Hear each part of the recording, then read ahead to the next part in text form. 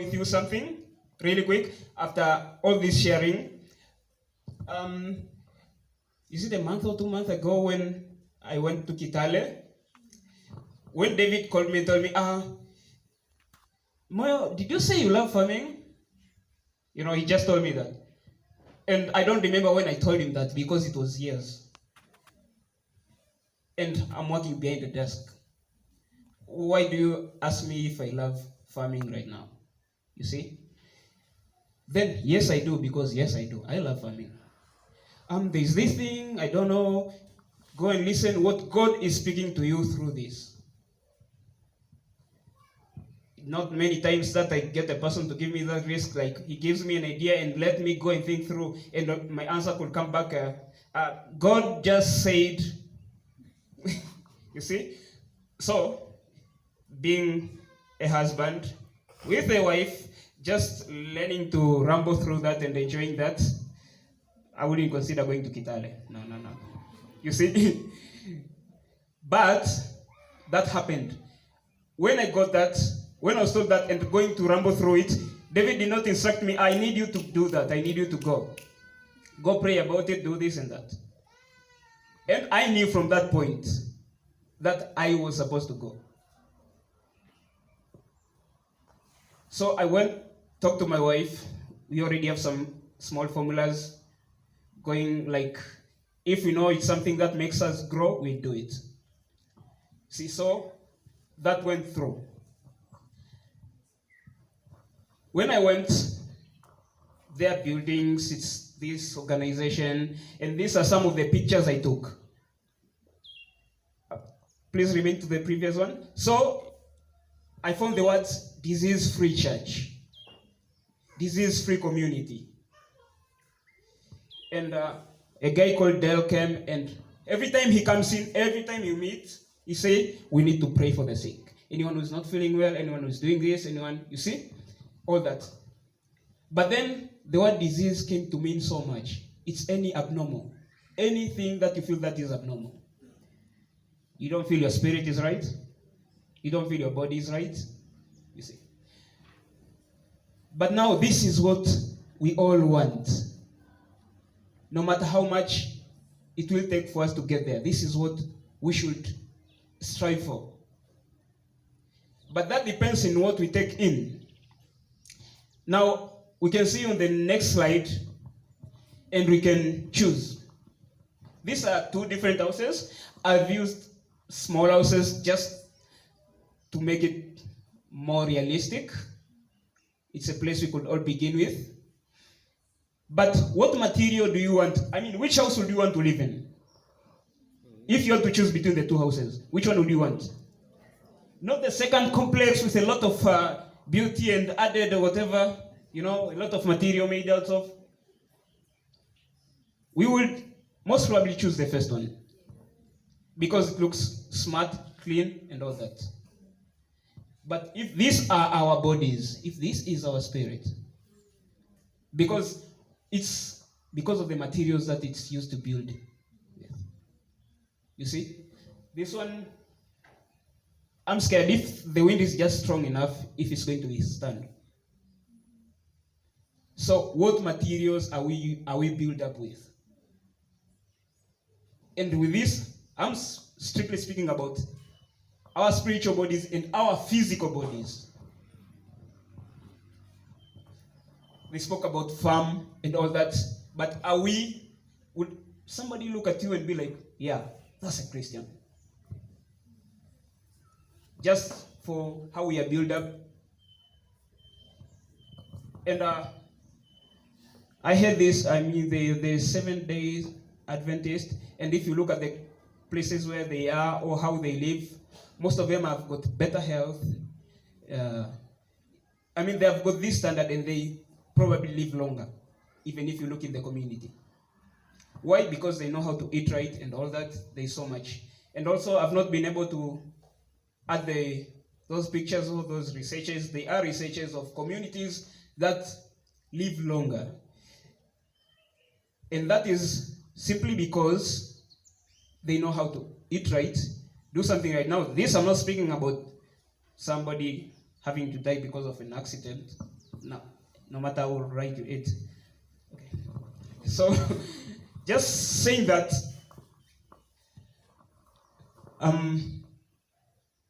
reminds me that when you are speaking about the good news, when we are Christians, there is so much that we still have to do.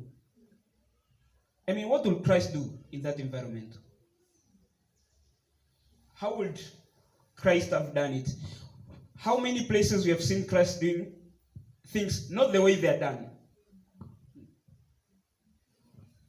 That's why I really loved and waited for Tim to share, because I wanted to know, like, he did it this way. I don't believe that it was comfortable just bringing something from nowhere and just no. We are used to farm this way. This is how we do it, and we get the harvest. Just take fertilizers and take whatever you take and that. But then, when I went to Kitale, I came to learn, we were taught something called organic gardening.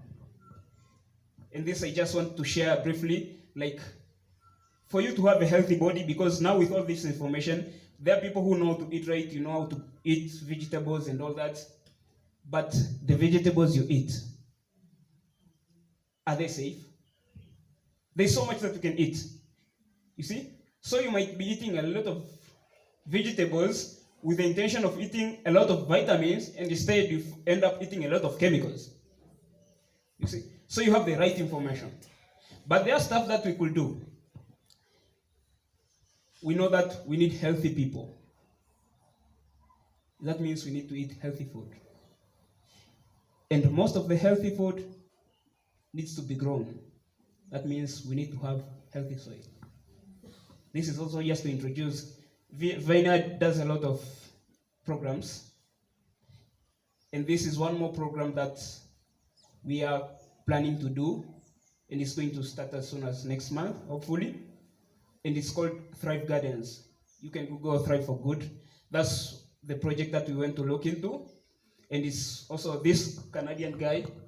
I'm just going to read this. It's a worldwide non-profit based in Canada and operates in Kenya to provide organic agriculture and nutritional training and development programs around the world.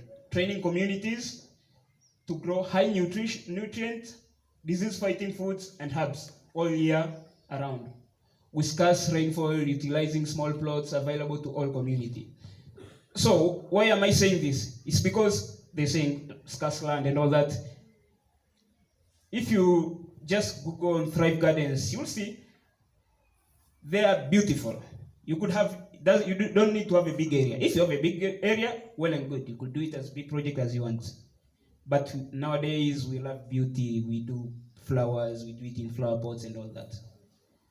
So Vineyard will be hosting this project in Tanzania. It has already started in Iringa, and sooner than later here at Arusha.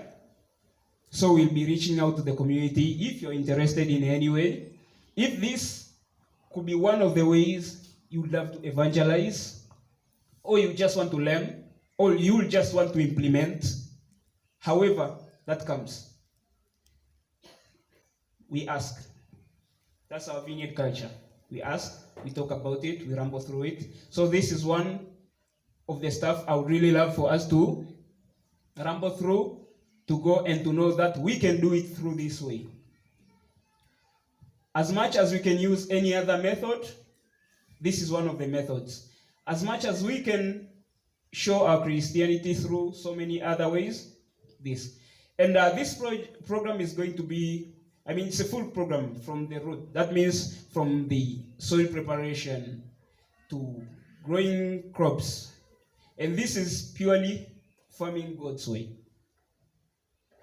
That means we intend to make our environment better for us and for the coming generation.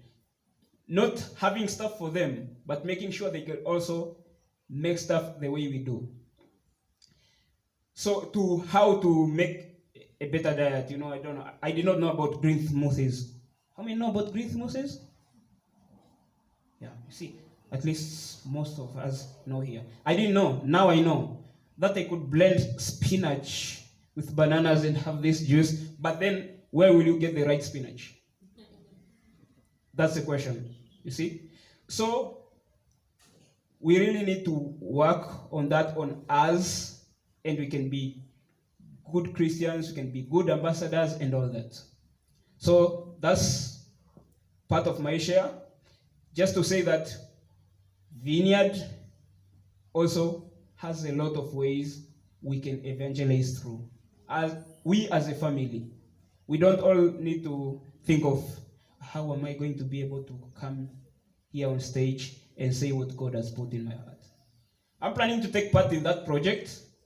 And you have seen, you've started clearing somewhere. It's not additional to parking. Please, if you still prefer coming with less cars, that's good. Because it's not an additional parking. You're planning to start a garden and all that. But this is one more way of evangelizing. If you can, the best you can be is the best for everybody else. So I urge you to remember how Jesus went and how he took the risks in places like that, because until now I'm still rambling on how and why he did that, and see how best you could do and how well you could just be Jesus in your environment. Just be more like Christ. Thank you.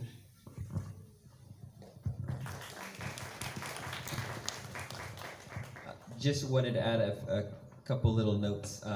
I love how both Moyo and Tim were sharing about the church being beyond this building, because that's here at Arusha Vineyard Church. This Sunday morning is just a sliver of what church is. I think you guys know that.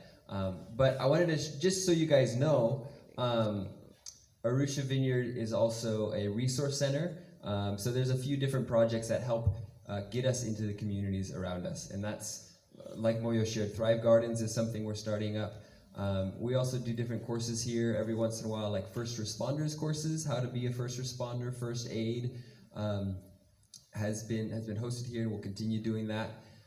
There's also a goat project that provides goats for people in the community as a way to better their life, and we're also partnered with Inherit Your Rights. That's training women, especially women and children, their legal rights for their protection. And Thrive Gardens, I mentioned. So the way, and just to quickly say, the way we do evangelism might look a little different. Getting into the communities, offering very practical ways of help and connection.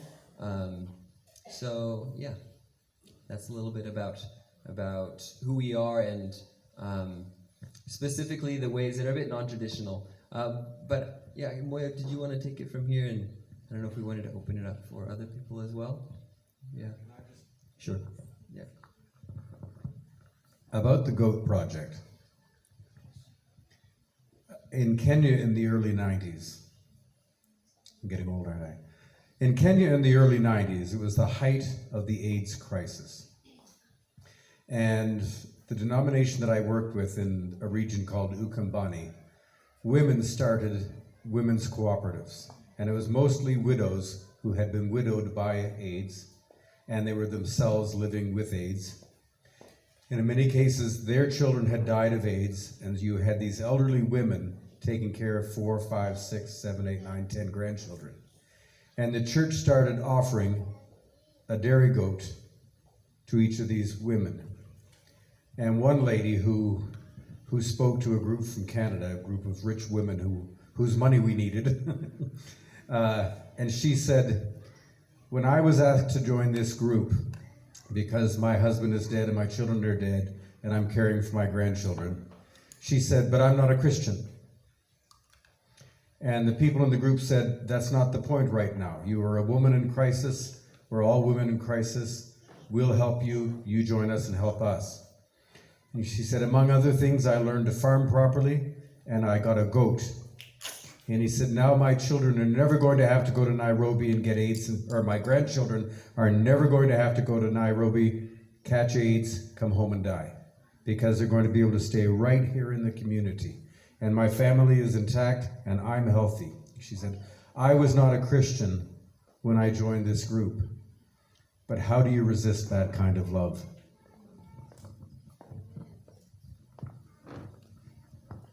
Yes, thank you.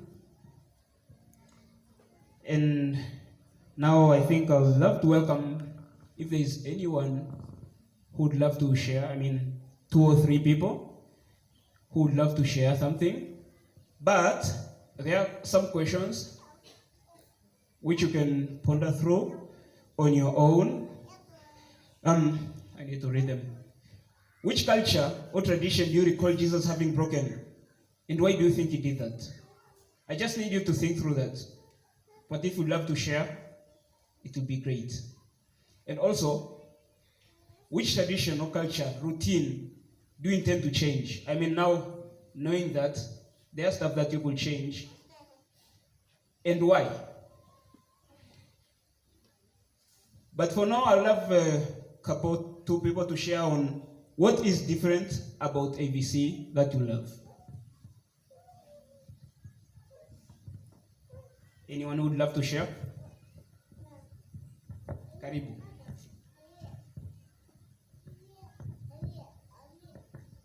You could ramble through any of the questions, however you want to, however the Lord leads you.